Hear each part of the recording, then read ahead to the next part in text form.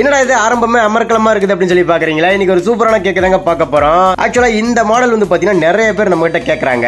இதே model cake 5 கிலோல ஒன்னு பண்ணிருந்தாங்க. கஸ்டமர் வந்து பாத்தீங்கன்னா அந்த பிக்கை எங்களுக்கு அனுப்பிச்சு இது நீங்க பண்ண கேக் தானே, இதே மாதிரி ஒரு சூப்பரான கேக் ஒன்னு பண்ணி கொடுங்க 3 kg அப்படின்னு சொல்லி கேட்டாங்க.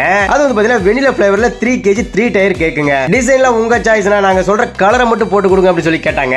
சென்டர்ல மட்டும் ஒயிட், மீதியில பிஸ்தா கலர்ல போட்டு கொடுத்துருங்க. மேல எப்பவும் போல கேர்ள் பேபி ஒன்னு வச்சு அங்கங்க பட்டர்ஃப்ளை கோல்டன் மால்ஸ் எல்லாம் வச்சு கொடுங்க அப்படின்னு சொல்லி கேட்டாங்க. சும்மாவே சுத்தி ரீதா டெக்கரேஷன் பண்ணுவாங்க. இப்ப சொல்லவா வேணும், அவங்களும் சேர்ந்து சொல்லிட்டாங்கல்ல. வந்து பாத்தீங்கன்னா இந்த கேக் வேற லெவல்ல வரணும் அப்படிங்கிறதுக்காக ரொம்ப நேரம் டைம் எடுத்து அழகா பார்த்து இந்த கேக்கை ரெடி பண்ணிட்டு இருக்காங்க. நெக்ஸ்ட் வந்து பாத்தீங்கன்னா இதே மாடல்ல 3 kg 2 டயர் கேக் கேட்டிருக்காங்க.